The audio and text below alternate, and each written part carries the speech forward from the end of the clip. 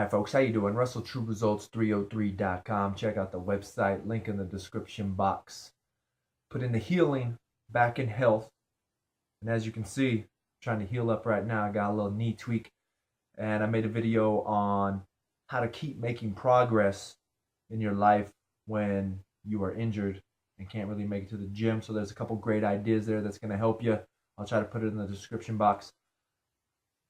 This one's going to be on hip function, because we all know that all the movement of the body starts in the hips. If you grew up playing sports, what do they say? Always stare at the midsection. Don't worry about fancy footwork, head jukes, things like that. Just look right at the midsection. You're going to know exactly where the body's going. So if we're having any issues in the body, we got the shoulder like this. You can see right now when I do that, if this shoulder is usually high, that can most likely mean that this part is engaged. And that in turn, since that hip's higher, now all of a sudden this whole leg is shorter than this leg. And it has nothing to do with, oh, you're deformed and one leg is longer than the other. It could actually just mean your hips are dysfunctional. So this side is tight. That's going to lift that shoulder, right? Which in turn, now you got more pressure on this leg than you do on this leg because this leg's longer. So this leg's taking more of the workload, which could be another reason why you might have one leg bigger than the other leg. So all this is going to tie into any of those issues that I just discussed. And once again, this is basic stuff. These are things that you can do on a weekly basis by yourself.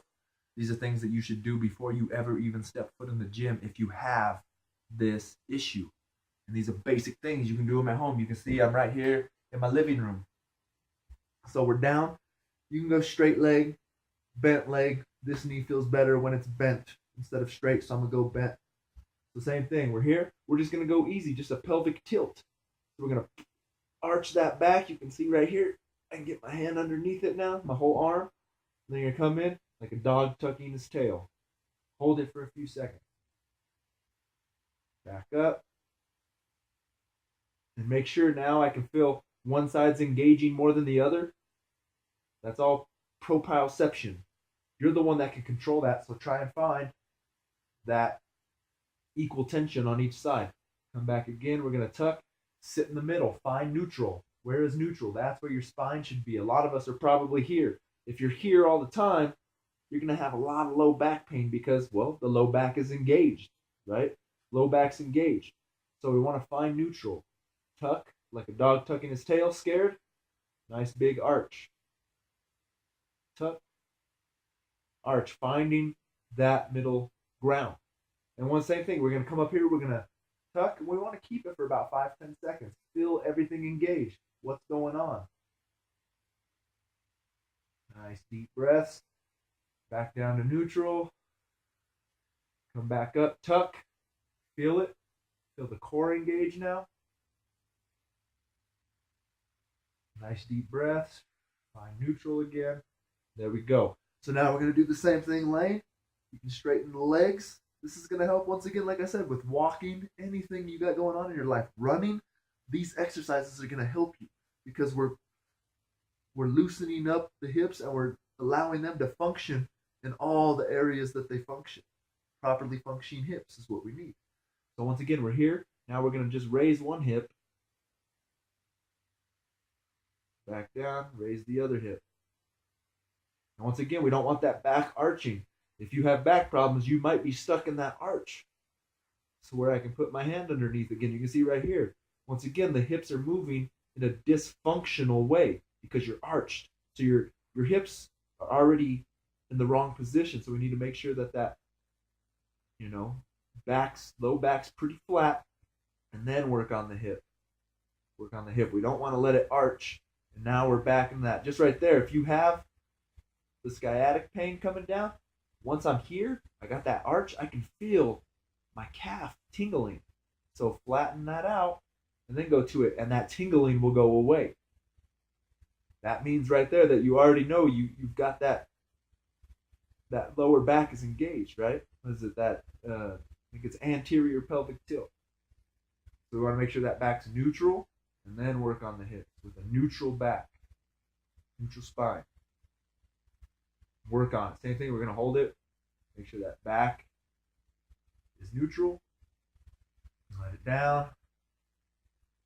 Up on the other side. Let it down. Same thing. Now we can do all these exact same exercises, but standing. So if we're laying down, it's pretty much we're performing these exercises with no weight, right? So now if we're standing up, now we got the weight of our upper body. So we'll be standing, same thing. We're going to work on pushing that butt back and bringing it in and tucking it. So that's almost engaging that core. That's pretty much what it is. Push that butt back. Once again, feel and make sure we got equal tension. Come in, tuck under, and see if we can find neutral. We don't want to be too far here or too far under. We want neutral. Now the one I did with our legs were, if I can get here, if you can see me. So we'll get right here, same thing. Drop that hip. This leg is still straight as you can get it. We're not dropping the hip just by going like that.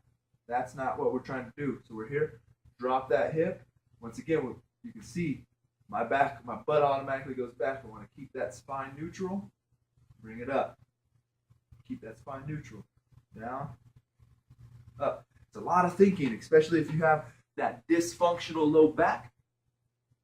I have a lot of lower back pain, and that's because your body automatically wants to come here. That's what your body thinks is normal. That's not normal. So we've got to make sure that we're doing it properly. Down and up, trying to keep that spine neutral. So there you go. Like I said, this is going to help with any athletics, normal day life, running, walking, whatever the case may be. We've got to be able to make sure that our hips are functioning properly. That's where all the movement's at. And of course, once again, this is going to help eliminate that low back pain. And once we get the form correct, next thing you know, squats are going to be better, deadlifts are going to be better. All your major exercises you're going to be hitting better. Probably going to be getting a few PRs in there. All right. Once again, I hope this helps. Subscribe to the channel. Share and like these videos.